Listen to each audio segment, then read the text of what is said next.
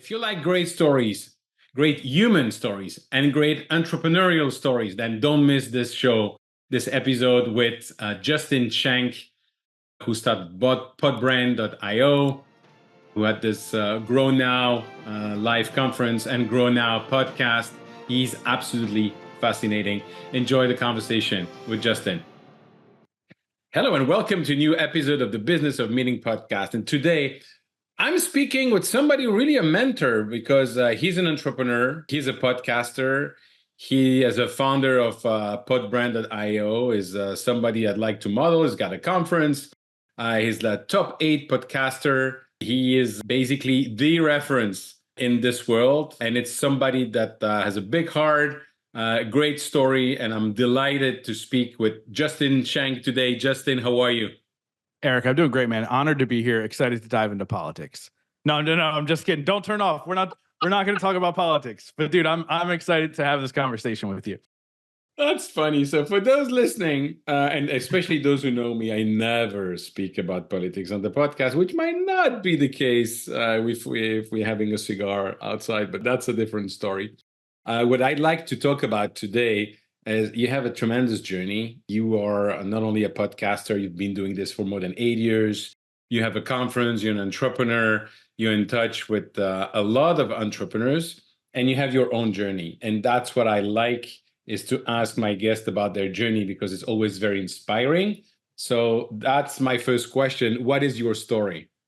Yeah, man, it's funny. It's like an intentional, accidental journey that I found myself on. I always jokingly say that in high school, if there was a senior superlative for least likely to succeed, it would have been me. I had a 1.7 GPA. My mom was in the middle of a 20-year battle with opioids, and my dad was in jail. And so when you look at that, you literally, all signs point to you've got no shot, kid. Like they actually say if your parent's an addict, you have a 50% chance of being an addict. If your parent's in jail, you have a 50% chance of ending up in jail. Like if you do the math, I'm 100% screwed. Like what am I going to do? So college was not the route for me. I do have a little bit of, I always put an asterisk here because I got a hate message one time from somebody saying, you said you didn't go to college, and on LinkedIn it says you went to college. I went to community college for 3 semesters. So it doesn't really count. Knew that really wasn't the path for me. At 19, I found direct sales and found myself to be pretty good at it and worked my way up through the corporation and did that for a number of years. But really the beauty of having that job is I found self-development. My mentor within that organization handed me a book called Who Moved My Cheese, super easy read. If it was longer than it, I wouldn't have read it at the time. But I read it, and for me, essentially what the book is about, it's about change is going to happen. That part doesn't matter. What matters is how you react to that change. And it spoke to me at the core to understand that all these bad things happened to me in my life, but that doesn't matter. What matters is how I'm going to react to that. And thus began my journey of trying to figure out who I was, what the impact in the world I was meant to make. And it was really one failure after another. I had 3 failed businesses under my belt, fast forward to just about 30 years old. And I was like, I'm clearly doing something wrong. Like I need to do something different. And so I was like, let me get into podcasting. And at the time, people were like, what's a podcast? Like that's how long ago this was. I was like, let me get into podcasting. I want to interview entrepreneurs and pick their brain and figure out how I can be a better entrepreneur, and then build my business from there. And what ended up happening was 6 months before I launched the show, my mom lost her 20-year battle to opioids and completely changed my view of life in general. I then went on a 3-month bender where I was blackout drunk 6 nights a week and was numbing the pain, very self-aware of what I was doing. But finally, I had a mentor at the time, and she was like, what are you doing tonight? And I was like, I'm going to go out with some buddies. And she's like, no, you're not. You're going to sit and you're going to feel this. And I sat home and I wrote a letter to my mom and released a lot of emotions and woke up the next day and I had 2 realizations. One was my mom didn't die because she was an addict. My mom died because she didn't love herself. And the second thing was I didn't love myself either. And so then I began this journey of chasing things, right? We're told, especially as men, in our society, like go get the money, go get the house, go get the girl, get all the accolades, get the success, and then you could be happy. And so I did, right? I built this podcast, and Inc. magazine listed me as the top 8 podcasts every entrepreneur should follow. I built successful businesses. I was dating any girl I wanted at the time. And I say none of this to sound arrogant. I say this to the point where I hated myself even more. And it began an internal journey for me. And I started asking questions of these thought leaders that I was talking to about loving yourself and how do you overcome these rock bottom moments. And I really began this self-love journey. And that's what rewrote everything for me. That's when the true success came. That's when the happiness came. And now the incredible wife and family that we've made. Wow. Wow. It's a lot. I'm sorry. I unloaded. No, no, no, no, no. Well, yes, it's a lot. And the way you're saying it, it's fascinating to me. Obviously, you work a lot on that. You say overcoming rock bottom. Uh, can we go back to when you are a teenager? And the reason I'm asking this, I didn't have such youth. I'm a very happy youth. I mean, the things that we can discuss another time, but in general, I have no complaints at all. The thing was, I was surrounded when I was 16, going out with people who were wearing guns when it's forbidden in Belgium and stuff like that. And I didn't turn into that. Why? I don't know. So take us back to when you were a teenager and you faced with all of that and obviously hitting rock bottom. What's coming into your mind and how did you overcome that? Because one of the things for any entrepreneur is to be resilient. And clearly you are resilient. Yeah, I think more than anything, it's kind of the questions we ask ourselves, right? Like I kind of grew up fast going through what I went through. My mom's addiction started when I was 12, at least from when we found out about it. And self-awareness became very, very important through this journey, right? Like, and I actually talked with Ed Milet about this at length, about how like when your parent is an addict, because his dad was an alcoholic, as a child, you are constantly on alert of the things going around you. Like, what parent am I getting today? My mom was never abusive, but if she was high, she'd fall asleep in the middle of the day. She'd see things that weren't really there, like those types of things. And so, what parent am I getting today? Am I getting a parent, or am I going to be the parent? And so, what it really taught me was, number one, self reflection of like, who am I in this moment? And number two, I found out quickly what I didn't want my life to look like. Instead of just going down a path of feeling bad for myself, it was really an eye opening experience of like, okay, well, how do I create something different? I was lucky enough to have some great aunts and uncles through this process who were very loving and supportive of me and almost second parents. And I remember when I was about 16 years old, my uncle said to me one time, we were having a conversation. And even though I was young, we would have serious conversations. And he goes, Justin, there are two people in this life. There are people who are reactive and people who are proactive. And he ended up saying, your mother's a reactive person, right? She went through a lot of shit that led to her addiction. So her reaction was, I'm going to become an addict. But my becoming a proactive person was the goal, right? Being aware of certain opportunities, good or bad, right? And making sure I was making the right decision. So I wasn't the most fun 16-year-old. I would rather hang out with 40-year-olds than other 16-year-olds. Like I liked those deeper conversations, but it came from that pain, right? Like I really believe our pain can lead to our purpose if we make the right decisions. But it started with self-awareness and just paying attention to the things I wanted, right? Like a nice car, a nice home, a nice family, people who seemed happier than not, right? And everybody has their struggle, right? But for me, it was just being really self-aware, paying attention to the people that I wanted to model my life after instead of what I was raised in. And by the way, I always say this, and I want this to be super clear to you and everybody listening. My parents are very, very loving parents, very supportive. Like the reason I started a podcast and I thought it could be this big deal was because my mom told me I could do anything I wanted to. Like, and she meant it. And so since she truly meant it, I actually believed it. Right. So like a lot of kudos to both my parents for sure. So you're talking about being reactive or proactive, as your uncle told you that. Yeah. How old were you when he told you that? I was 16. Wow. So when you learn about that, fast forward a little bit, few years, and you're working in sales, you're very successful. Why not continuing in that company? Why going out? Why doing podcasts? Why going to something that nobody knows about it or few people know about it? And I'm sure there are a lot of people telling you, you're crazy, you have a great career, you're making a lot of money. Why you do that? Yeah, it was freedom. Money was never my goal. Money was always a reaction to the work that I did, right? And so for me, it was freedom. I don't work most days past 2 or 3 o'clock in the afternoon now. I don't work Fridays. I literally create the life that I want. I go on vacation for weeks at a time with my wife and stepkids because I can. That's what I've always wanted. I realized that I'd rather work to live than live to work, right? And there's so many times in the entrepreneur space, I've seen it time and time again with people that I've mentored and people in my mastermind and people that are friends of mine, just the constant burnout. Like you told yourself when you wanted to become an entrepreneur, you wanted to create the life that you wanted to live. And now you're a prisoner to your own, thing that you've built. Like, so everything that I do now, obviously it wasn't like this at first when I was struggling and trying to piece things together, but everything I do now, I ask two questions. one, how much time will it take me a month to put into this to grow it? And two, is it fun? And if the answer is no to the fun part, I'm not doing it. And if it's more than a couple hours a month, I'm not doing it. And so for me, it was always like not the money. Because, dude, I grew up poor. Like, I'm fine with being poor. I don't need a big house. I don't need the trips. I don't need any of that stuff. I can be happy without it. But the key is, like, I want to be able to live the life that I want to live. And I truly believe when you live your purpose and your passion and you lead from a giving place instead of a taking place, the universe will take care of you on the back end. The abundance will be so ridiculous. And it sounds so cliche, but it's true. Like the abundance in your life will be so ridiculous when you figure out, when you're moving in alignment with what the world wants you to be. Love it. I absolutely love it. There's so many gems in what you just said. Talking about the purpose, did you become aware of your purpose, or does somebody help you in the process to define it? That's my first question on purpose. And the second question is, does it ever change since you became aware of what you believe your purpose is? So I don't think the purpose has changed. I think the delivery method has, right? Like the evolution of it happens over time. So as you grow, it presents more opportunities to live in that purpose, right? Like, 8 years ago, I couldn't have run a mastermind to 6 and 7 figure entrepreneurs. Like, I had to evolve into that. And now I'm helping those individuals live their life of purpose, right? But, I think the realization for me, it's odd. I remember being 14 years old, maybe even younger. And I remember a stranger coming up to me at this thing that I was at and said, "You're going to change the world one day, aren't you?" It was unprompted. I didn't know this person.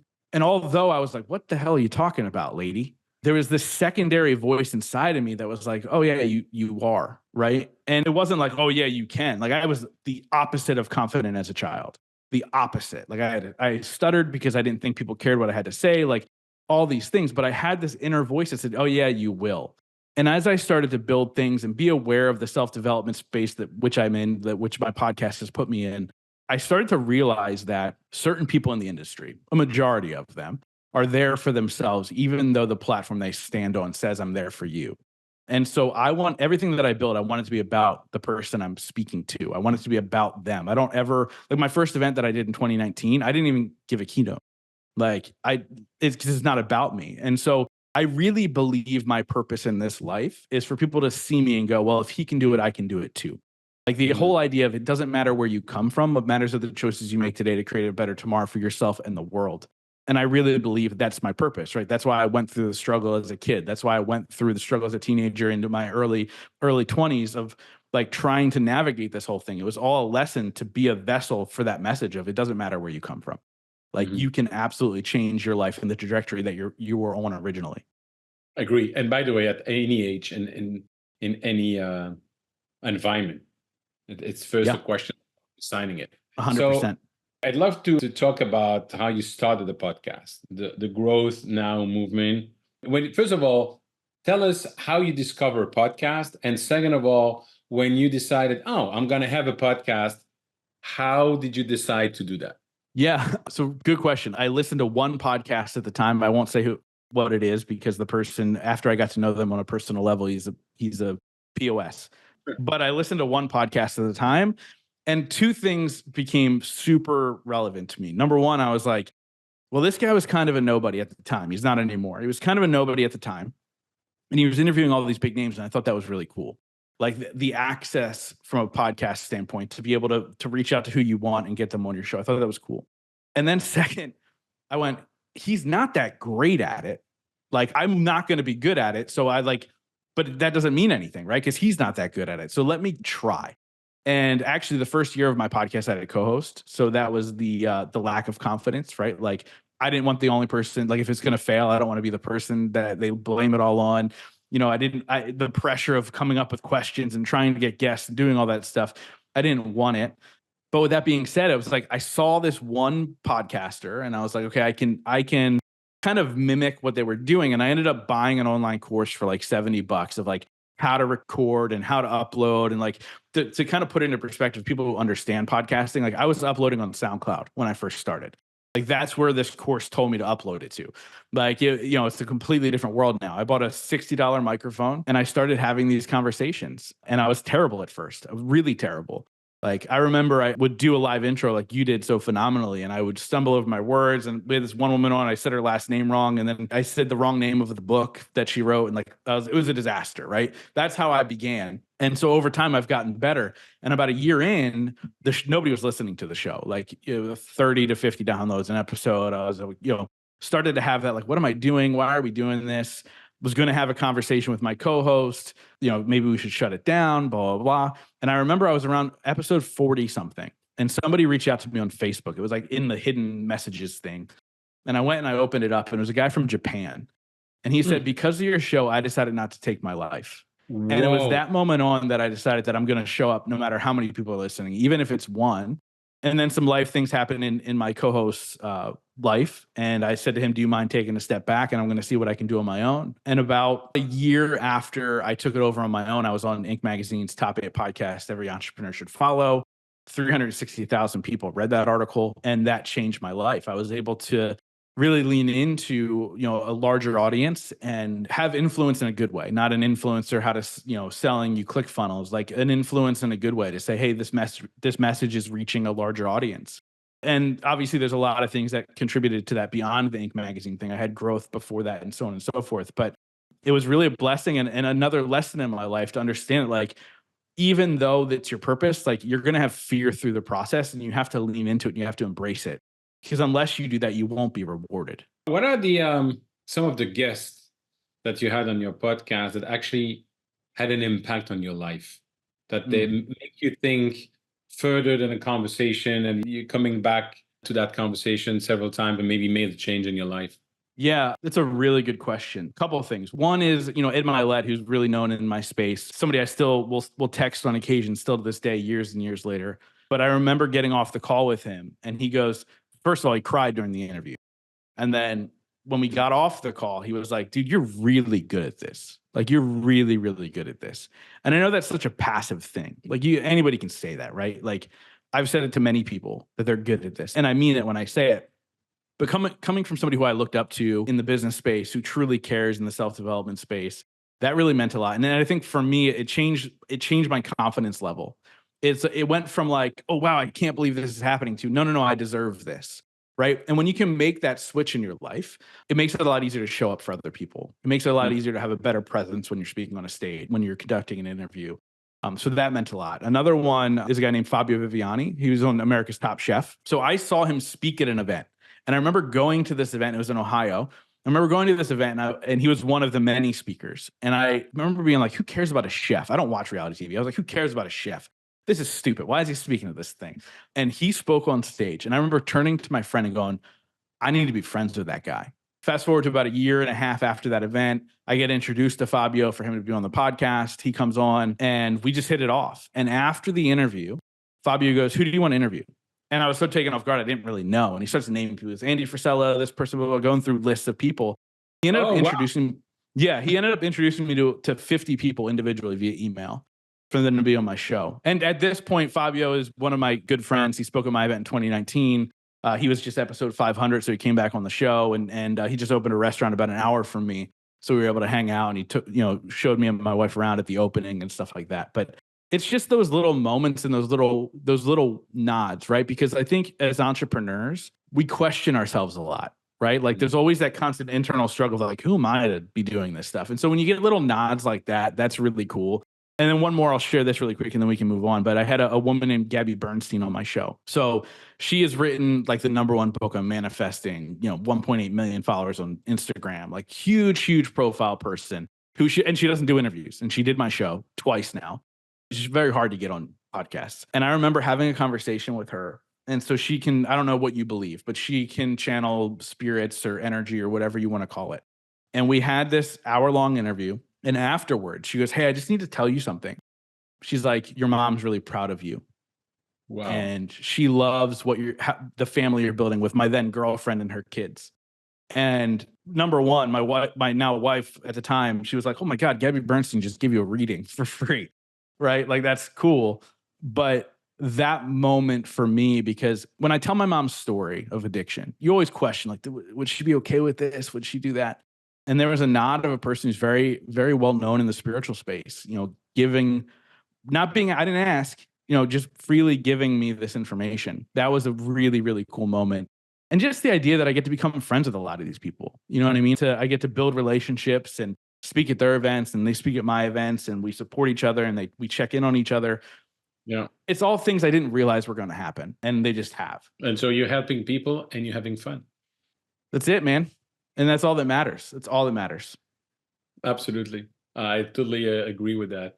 And also not taking ourselves too seriously, because I can see people over the years, especially online, there's always luxury things, but it's the surface. I'm not sure it's actually in most cases for. I'm not gonna go there because I don't want to name any names, but I think Let's start naming them. You understand what I'm saying. It's just I've never been impressed by that. I'm impressed with someone who can turn to the waiter at the table and say thank you when they bringing the plate. That's what impressed me. Yeah, like I've been to dinner and lunch and all these different things with some of these people that people would pay a lot of money to be at these tables. And I remember sitting at a meal one time, and I won't say who it is because they don't want it to be known, obviously. They saw somebody who was in the military eating a meal there as well, and they secretly paid for their meal. Mm-hmm. Like those things, like you're legitimately a good person who cares about other people and appreciates what they do. And I think that if you're that type of person, you're rewarded tenfold, man. The number one rule for my mastermind, which is called the Skeleton Key Mastermind, is give more than you receive. And that rule alone allows me to weed out so many people. And I protect this mastermind at all costs because it's the greatest collection of people. And it all starts with that one rule: give more than you receive. And when you do that, when you give without expectation, that's why I've become friends with some of these people. Like, I don't ever expect anything in return, and I give as much as I possibly can in the moment. And that's all that matters. Absolutely. My father had to say, he would say that anybody and everybody is taking their shower naked. Yeah. You know what's funny? I'll share this really quick with you. Somebody asked, I spoke at an event and did a Q&A afterwards. And somebody asked me, like, how do you not get nervous, interviewing some of these people that you get to interview? And I go, well, number one, I always get nervous. Even if, like, when I interview my friend, I get nervous, like, because I want to make sure I do a good job. But on the flip side, I literally picture them. This is no joke. I picture them on the toilet with their pants around their ankle, and they ran out of toilet paper. And it just humanizes them in that moment to realize that, like, we've all been there, right? We've all been in those odd situations. And then all of a sudden we're on the same playing field, right? Like, it's just me and you having a conversation versus like, oh my God, like, I can't believe this. The only ones I can't shake, to be honest, when we're talking about people I've interviewed, are like the childhood people. Like I had Diamond Dallas Page, who's a WWE Hall of Famer, growing up being a huge wrestling fan. Like, I was like, oh my, so nervous, right? Like, because that was a childhood thing.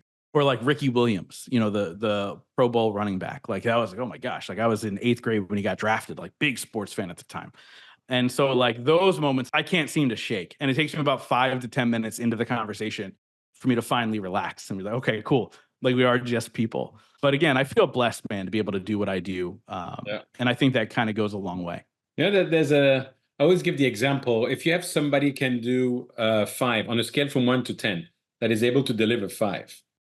French people, as we used to say in Brussels, tell you that they can deliver 7 or 8. And Belgium will tell you they can deliver 3. It's always underassuming. I'll give you an example. When we moved to the US, everybody said, oh, you're very courageous, you're starting everything again. And I would say, yes. And, it's not that like we're arriving at Ellis Island with 2 suitcases and 3 kids, not knowing where we're going to sleep tonight, which is true as well.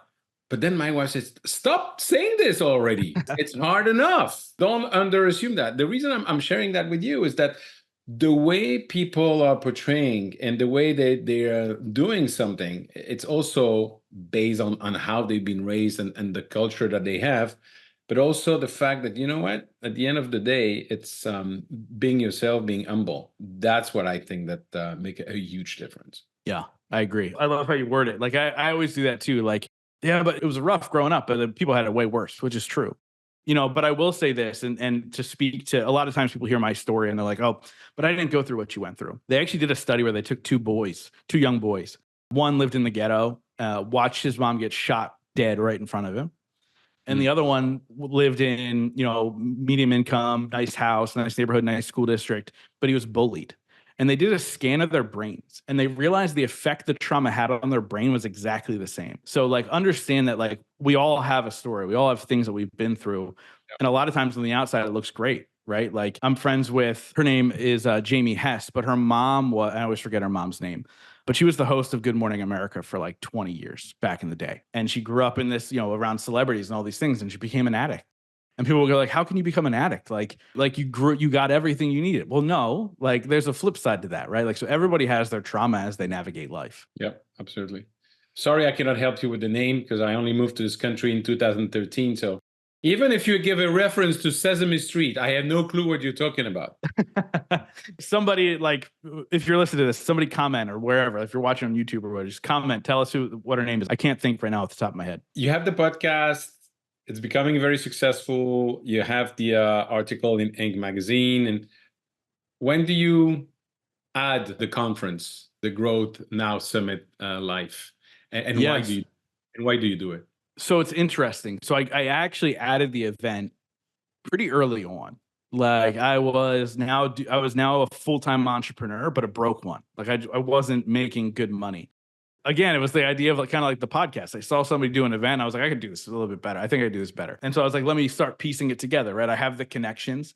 But realistically, the heart behind it was I had this great gift given to me with the podcast where I got to sit down and interview people that I respect and you know look up to, and I've been able to build these great relationships, and it changed my life. And I was like, well, how do I take this and give this to other people? I was like, let me create an event that's like not other events, that's fun, that's entertaining, but then the speakers hang out, that they aren't, you know, hidden behind a door. Like they Right. get to hang out and you get to meet them and build relationships with them. And then that was the idea behind the event originally. And honestly, man, you know, we talked a little bit about this before we record, but like I thought I was going to announce that event and sell it out in 37 seconds. Like I thought everybody was going to be so excited about it. And I remember being 100 days out. My goal was 150 people at the event. I remember being 100 days out. I had sold about 50 to 60 tickets at the time. And I had a call with Chris Krimitsos, who runs Podfest, who's become a friend. And I was like, dude, I hate when people say this to me, but can I pick your brain for a hot second? And he's like, of course, man, whenever, call me. So I call him and he's like, well, what's your goal? I was like, I need to sell 100 more tickets, like at least, because you know, you always want to oversell because not everybody shows up and so on and so forth. I was like, at least 100 more tickets. He's like, what are we, 95 days out? And I'm like, something like that. And he goes, okay, have a conversation every day that'll sell you a ticket. And I did. And I had a conversation, at least one conversation a day that I felt sold a ticket leading up to the event. And it was a sold out event. But I was able to push through because it's not easy to do, right? Getting on calls with people, reaching out to them, doing all these things. I was able to push through that discomfort of having those conversations because it really was something I was passionate about. I really felt like I was building something that would help people. And I understand you only retain 10% of what the speakers say. That's never the go-to, right? But like you're going to remember how you felt. You're going to remember the fun that you had. You're going to remember, you know, everything, the energy, the people there. You're going to remember all that stuff. And still to this day, I mean, now we're talking 5 years after that first event, there are people that have built businesses together from that event. There are people that host podcasts together from that event. There are people that host their own events from that event. Like, and it was all from this idea of like, okay, I think I can do it a little bit better, right? Like, let me see what else I can do. And so that was the idea. And it was within a year and a half. It was within a year and a half of me launching the podcast that I did. Oh no, it was about a year after I started my own thing that I did the first event. So like when my co-host left, so 2 years into the podcast, I did my first event and it was quite the undertaking. I learned a lot of lessons and still continue to strive to do that same event now, you know, with a whole new cast of speakers and incredible people gracing the stage, but more importantly, incredible people that attend. And at the end of the day, that's what I worry about. And the next one is September? Yeah, September 20th and 21st in Westchester, PA. So right outside of Philly. And by the way, you mentioned Chris Krimitsos from Podfest. Chris not only is an amazing, very given individual, and thanks to him, I met the people that have been helping me with the podcast for the last 4 years. So very small world. Chris is, and I say it all the time, Chris is one of the nicest people I've ever met in my life. And it's genuine. Like he truly, truly cares and has built a great thing for himself with Podfest. I have to tell you, Justin, I was not expecting, honestly, not knowing your life and everything, but I love this conversation. I wish we can, have it for more hours, which we probably will after the recording. But before we end, I also like to ask you, how can I help you, and how could anybody who's listening now can help you? So tell us about your conference. Tell us about, give it the quick pitch of podbrand.io and how to get in touch with you. Yeah, man. So my favorite place to hang out online is Instagram. So it's at Justin T. Schenck. You can see how to spell my last name in the show notes. Good luck. So that's the best place. Shoot me a message over there. Would love to hear from you guys. Obviously, my event, Growth Now Summit Live, which is a day-long rock concert for entrepreneurs and forward thinkers and people looking to level up in all areas of their life. Incredible speaker lineup. We've only announced 3 of the speakers so far, but more speakers will be announced soon. But headlined by a woman, an incredible woman who was just on Ed Milet's podcast named Amberly Lago, and many other incredible speakers. So that they can go to growthnowsummit.com and look for tickets there if they want to join us there. And then Podbrand, look, if you're a podcaster, the reality is 80% of shows do less than 100 downloads an episode. But it doesn't mean you can't be seen or heard. And the way to do that is create really good content. And so we create really good content for people, not AI driven, is literally man-made, which now the algorithm is hating on AI generated content. So we have real people generating this content for you from your already created podcast. So that's podbrand.io if they want to check that out. But honestly, more importantly, for me, if they liked this conversation, go check out the podcast, Growth Now Movement. And if you like it, click subscribe and come on the journey with me and reach out to me and let me know how I can support you. That's the most important thing to me. I love it. Justin, thank you so much for taking the time with me. And I look forward to seeing you in person very soon then. Eric, I appreciate it, man. This is great. Justin, thank you so much for your time and sharing an amazing story. I love those stories of overcoming difficulties and being successful. Thank you very much, and congratulations to you. Ladies and gentlemen, if you want to connect with me, please do so on LinkedIn, or you can go to my website, eventbusinessformula.com, where you will find a lot of resources. And if you enjoyed this conversation, please share it with your network. Thank you. Bye-bye.